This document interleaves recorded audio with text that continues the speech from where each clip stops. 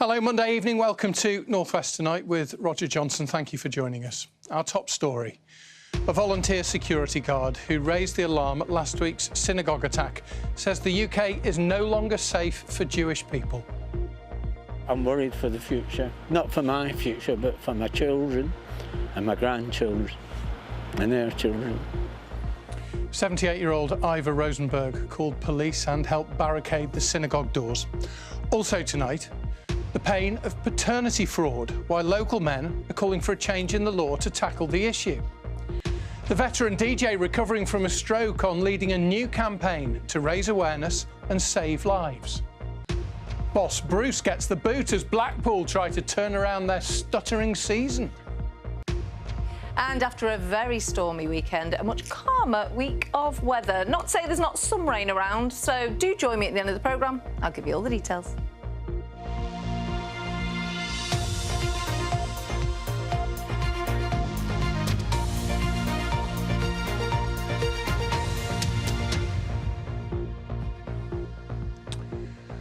One of the security guards who first raised the alarm at the Manchester synagogue attack last week says he no longer thinks the UK is safe for Jewish people. It comes as the community tries to come to terms with the attack, which killed 2 people, with the 7-day festival of Sukkot due to begin tonight. Phil Cunliffe has this report. There remains a large police presence at Heaton Park Synagogue, but there's a sense that this community is starting to wake from the nightmare of Thursday's attack. The road outside has reopened to traffic. Fresh flowers have been laid outside. Esther, who is partially sighted, lives nearby with her autistic husband Josh, a journalist. The police cordon meant that they couldn't get into their home for 3 days. So we were 2 nights at my wonderful parents'.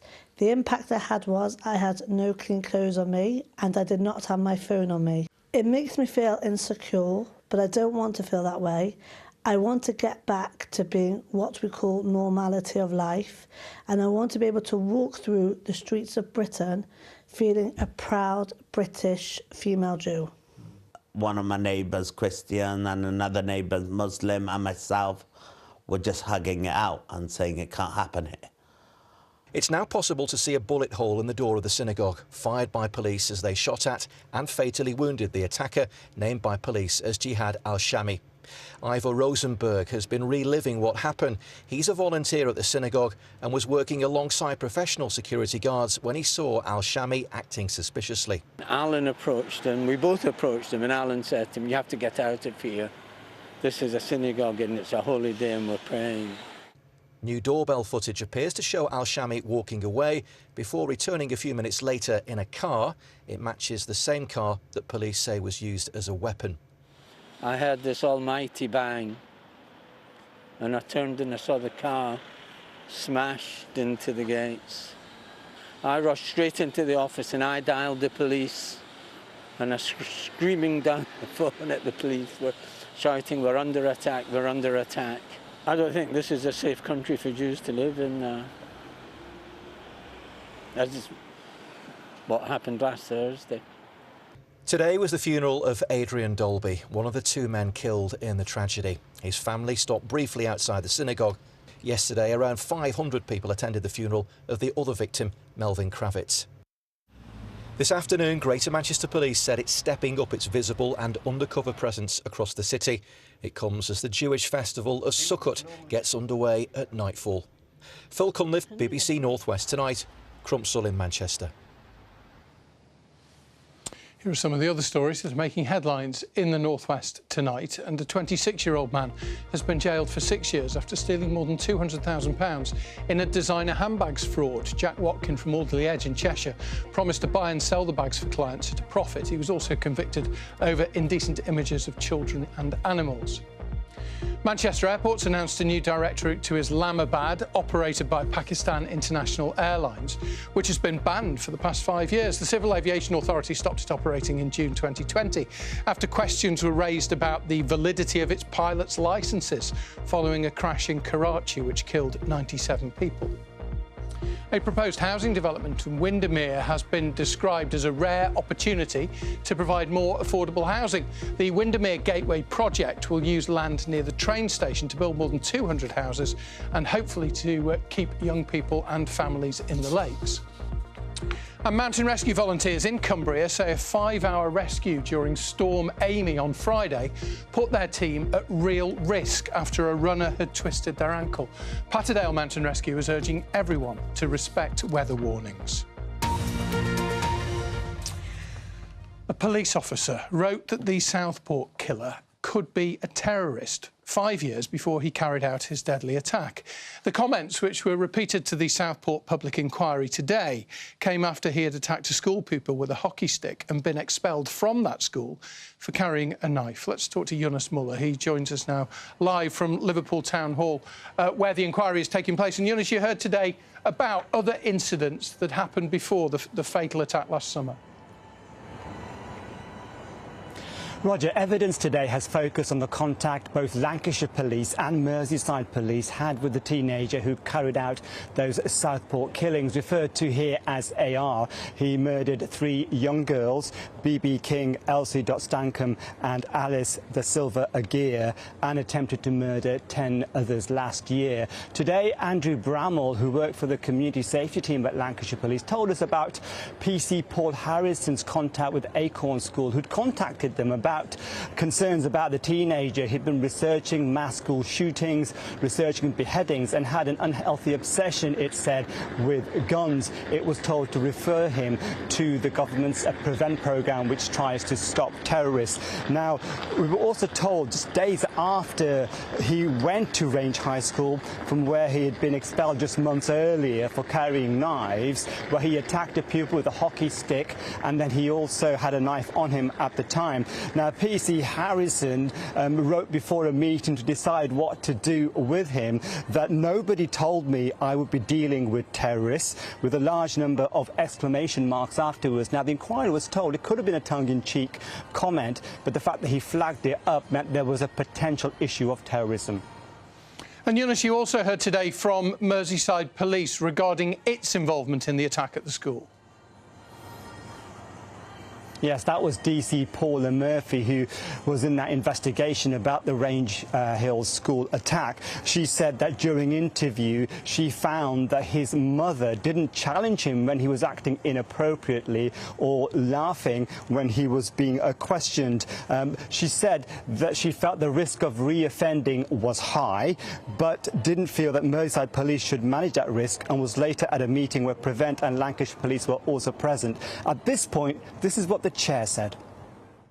If you were all responsible for assessing the risk, and no one in particular was responsible for assessing the risk, isn't there a danger that nothing really gets assessed at all and nobody takes responsibility?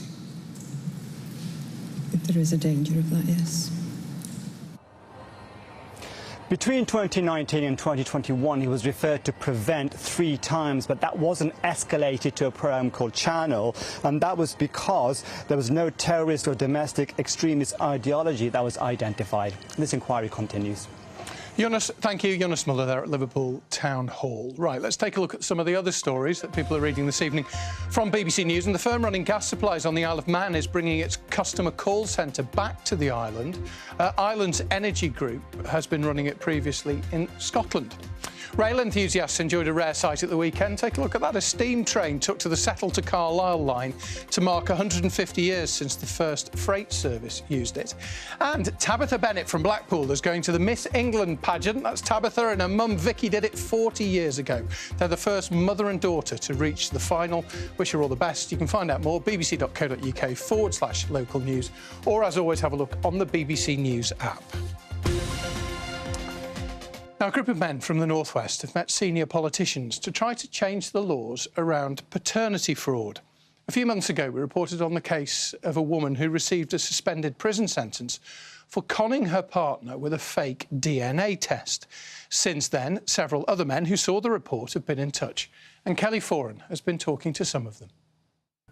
It was devastating, absolutely devastating. It broke me. Sorry. This man doesn't want to be identified, but does want to share his story.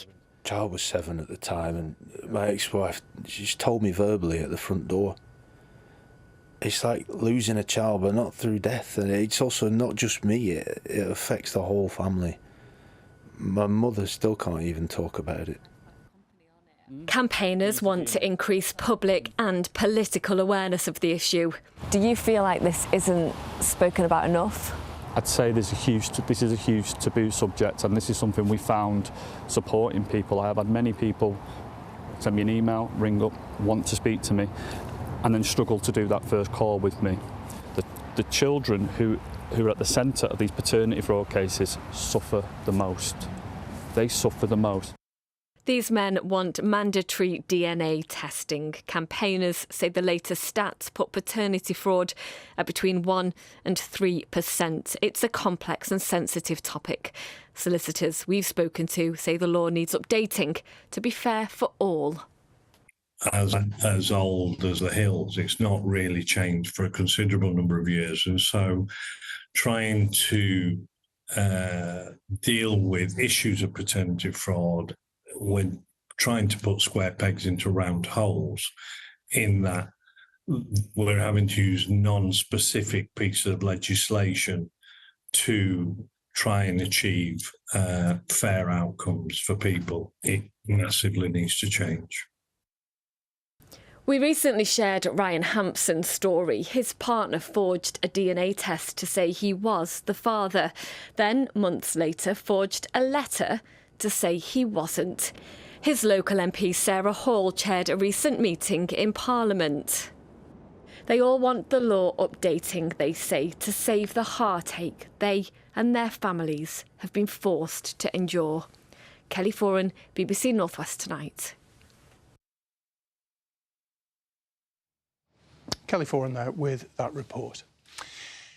Now, every year in the United Kingdom, 100,000 people have a stroke. That's a stark number, isn't it? Even more so when you work out that that is about 1 every 5 minutes. It is, as you probably know, a major cause of death and disability. And the BBC Radio Manchester presenter Mike Sweeney revealed today that he had one earlier this year. Luckily, Mike says it was tiny, to use his word, but terrifying nonetheless. And he's now front and centre of the station's new campaign, which is called Stop a Stroke. And Mike is here. It's lovely to see you. The obvious first question is, how are you? Great. I felt OK 5 hours afterwards, and a consultant came in and I said, I had a cup of tea and a butty, and I said, can I go home now? No, he said, we're going to keep you in overnight. I was really lucky. I had none of the major symptoms, none of the fast symptoms, and it was tiny, but talk about a shock. The word stroke, I didn't like it at all. You just felt unwell? Felt really poorly. If I'd have been at home and gone through it and come out the other side, I would have thought I'd had food poisoning or something like that. And you mentioned FAST just then. Yeah. Those are that's the acronym for the key things to look out for. Let's get it right. Face, arms, speech, time. Yeah. I had none of them. Right. Apart from the fact I couldn't stand up. That was it. There were no other symptoms. And when they did the CAT scan, there was no sign. It was only the MRI that showed that I'd had this tiny stroke. And there are risk factors, aren't there, that many people, as we get older, obviously everything starts to go wrong, doesn't it? Well, you're not. But just talk about some of the risk factors. The main one's blood pressure and cholesterol. Right. And it's so easy to be a bit arrogant about that. I'm OK, I'm fit and strong. I'm fit and strong.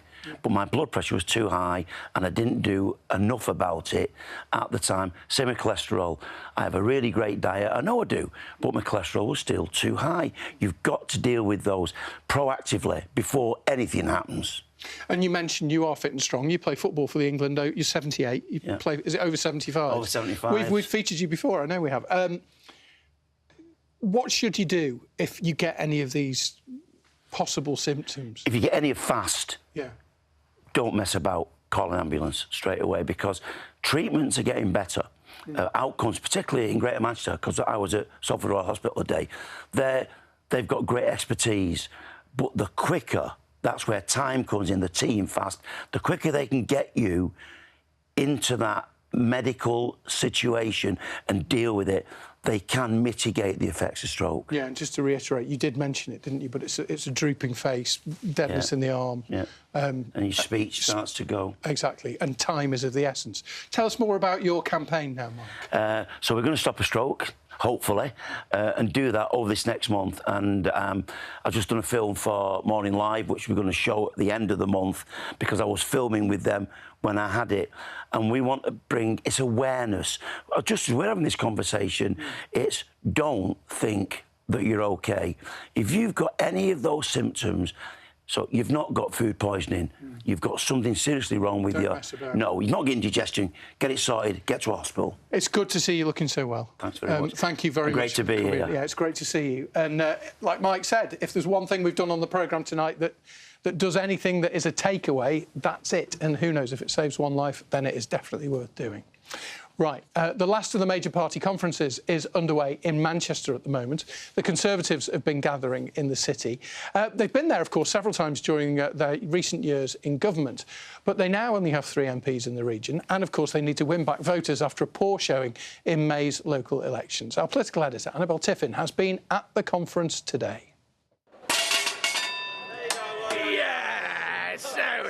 They're celebrating at the Conservative Party conference in Manchester. It's 100 years since their longest-serving Prime Minister was born, and there are nods to the Iron Lady everywhere, even a Maggie mosaic. There I am.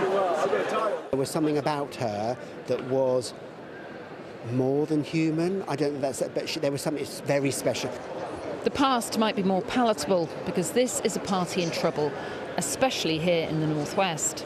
The party suffered huge losses in May in the local elections and won only 3 parliamentary seats in the general election. They are, however, still the main opposition nationally, despite Reform dominating the political conversation this summer. In many ways, Reform are talking about the issues that are important to the nation. You can look at the Labour Party, they were fixated on Reform. Kemi Badenoch and her team really have to cut through, demonstrate not only the right policies, but also the competency to deliver. There's certainly a lot of love here for Margaret Thatcher, but can the current leader, Kemi Badenoch, turn things around over the next week? There's certainly a lot of talk about rebuilding. Well, the party's not in crisis, it's in rebuilding mode. We had a really good yesterday. Kemi's speech was excellent. We are taking our time. Yes, we are probably quieter than people expected over the last year, but we had an awful lot of reflection to do, an awful lot of thinking about where we went wrong, admitting that we did go wrong. There's been a flurry of policies in the last few days, from leaving the ECHR to a first jobs bonus. And is Kemi Badenoch the person, do you think, that can rebuild this party? I think so. Yeah, I voted for Kemi, and I think we have to give her time and space. Look, after you've had one of the worst electoral defeats in our history, the idea that you just bounce back the week after or the year after, well, it's for the birds. That's not going to happen. Can the party ever return to those glory days of... Never say never, but I think it will be a long time coming. Cautious optimism then. Certainly, though, a few days in Manchester can't undo the damage from the bashing the party has gone through. Annabel Tiffin, BBC Northwest Tonight in Manchester. Whack-a-mole is kind of a sport, isn't it? Let's carry on with the rest of it. Ian is here. Football's international break now, but lots for our Premier League sides to think about as they go into it, Ian. Yeah, Roger, and for Liverpool in particular, the dreaded international break, as I call it, might have come at a very good time. Successive Premier League defeats for the champions have left them second in the table and a point behind Arsenal. Saturday's loss at Chelsea was actually their third in all competitions over the week, so lots for manager Arne Slot to contemplate in the coming days. Pep Guardiola, though, should be happy enough during the break after seeing his Manchester City side win again, thanks to Erling Haaland's winner at Brentford. Ruben Amorim got the results he and Manchester United needed. Their 2-0 win over Sunderland, giving the under-pressure boss some breathing space. Jack Grealish's injury-time winner ended Crystal Palace's club record unbeaten run and put Everton 8th. But Burnley's 2-1 defeat at Aston Villa leaves them third bottom. The Clarets host Leeds a week on Saturday. Manchester City defender Nico O'Reilly, incidentally, has today been called up to the England squad for the first time after the withdrawal of Reece James. And so, on to the EFL, where Preston signed off for the international break with a win in the Championship, and Steve Bruce signed off for good as Blackpool manager after the Seasiders' latest defeat in League One. From strugglers last season to one of the Championship's form teams of this campaign, Thierry Small set Preston North End on their way to victory over his former club Charlton at Deepdale, with Daniel Jebison scoring the match-clinching second. Also in the Championship, Blackburn drew, as did Wigan Athletic in League One, but Stockport County here did win 2-1 at Huddersfield, with Odin Bailey getting the winner. Bolton Wanderers were also 2-1 winners, seeing off Peterborough thanks to 2 goals from Mason Burstow. It was a miserable day for second-bottom Blackpool, though, first going a goal down to a controversial penalty at home to AFC Wimbledon before a second sealed defeat and brought an end to Steve Bruce's 13-month reign as manager. Steve Bruce, is that as bad as it gets? Well, it's easily the worst, I think, certainly in my 12 months I've been here. I think if I'd have paid me hard-earned money to watch that today, I have to be brutally honest and say I think I'd be booing people too. I'm shocked of how poor a performance we've just put in. A proper football man, honest as the day is long, came into the interview room and said, look, lads, I've got to take everything that's coming my way. The recruitment was good, signed good players. For whatever reason, they just haven't gelled together. OK, he's had injuries and injuries to the key players that he signed, but everybody has injuries, and like he said himself, you've got to get on with it. Favourite to take over is former Blackpool player Ian Evatt, who's managed both Barrow and Bolton to promotions, but was sacked by Wanderers in January. And yes, the fans will want him. He had a very distinguished career in Tangerine and always wore his heart on his sleeve and was very popular with the fans then. He will be the red-hot favourite, but Blackpool being Blackpool, it might not just be as straightforward as that. In League Two, Salford, Accrington, Oldham and Fleetwood all lost and Barrow drew, as did Tranmere Rovers, who came back from 2 goals down to eventually draw 3-3 at Bromley. Cameron Norman with Rovers third. So much football. Tonight in League Two, Crewe Alexandra could move as high as 5th if they can win at Harrogate. In the Women's Super League, Manchester United drew with Chelsea on Friday. Everton also drew, while it's now 4 defeats from 4 for Liverpool. Manchester City, though, are up to second after an excellent win over Arsenal. This late goal from Imam Beni, moving City to within a point of top spot. Well, later this week we'll be at Media Day ahead of Saturday's Super League Grand Final with Wigan Warriors, the sole North West representatives, after their 18-6 win over Lee Leopards on Friday night in the Battle of the Borough. That was one of 2 Bevan French tries. Wigan's opponents at the weekend will be League Leaders Shield winners Hull Kingston Rovers, who beat St Helens, unfortunately, 20-12 on Saturday. A repeat of last year's grand final there then, as the men's team look to do what the Wigan Warriors women did yesterday as they beat St Helens in their grand final at the Brick Community Stadium. It means they've now become the first team to win the trophy treble in the women's game. Anna Davis's second try there helped secure victory in a game that finished 16-12 in front of a record crowd of more than 5,000. And on Friday, we featured this gentleman here, Liverpool trampolinist Jamie Canning, who'd become a multiple medalist in top-level mixed and disability competition following an Asperger's diagnosis that turned his life around. Well, yesterday, here he is. He retained his title in the disability category at the British Gymnastics Championships. Got there in the end. Brilliant. Ian, thank you, and very well done to him as well. Thanks ever so much, Ian. Right, let's catch up with the weather, shall we? There's a new place, of course, Monday night on the weather map. Let's see where it is. Kay is here. Hello. There is a new place. Keep your eyes peeled. Also, quickly look out of the window. You'll see the moon. It's not quite the full moon that is going to be tomorrow night, but it looks like it now. It's stunning. And tomorrow night we're going to have a bit more cloud around. So it's the first super moon of this year. Now, to your pictures. We actually ended up having some really pleasant spells of sunshine for many of us because we did start off really quite cloudy, quite gloomy, but much calmer than the weekend. Thank you for sending in your photographs. If you want to join me, you can on socials or become a BBC weather watcher. So, a very stormy weekend. Storm Amy passed. A calmer, mild start to this week. We're going to see a bit more cloud through tomorrow. A cold front brings some outbreaks of rain. The winds continue to ease and high pressure is always trying to build in. And at this stage, next weekend looks lovely. Here's the cold front that's going to head our way as we head through tomorrow. Amounts of rain on that because high pressure is to the south will be small. But yes, we will see some rain around through tomorrow. This evening, like I said, a good chance of seeing that moon out and about. Cloudier skies further north, though, for parts of Cumbria. And as we head overnight tonight, variable at times, large amounts of cloud. All parts stay dry, still a fairly keen breeze. Temperatures down to between 9 and 11 degrees. Best of the bright spells and sunny spells down towards the south through tomorrow morning. Cloudier skies, that cold front pushing down from the north. So we're going to see some outbreaks of rain and drizzle, murky conditions for the hills in the north through tomorrow. Temperatures 14 to 18 degrees. And like I said, high pressure is constantly trying to build in from the south.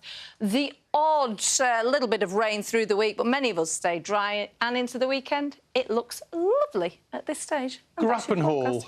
Grappenhall. I totally forgot. That's all right. The name Mark, you've lived there for 40 years. It was first mentioned in the Doomsday Book as Gropenhale. He had me at 2 pubs in the village. Nice. Have a nice evening. Thanks for watching. Take care.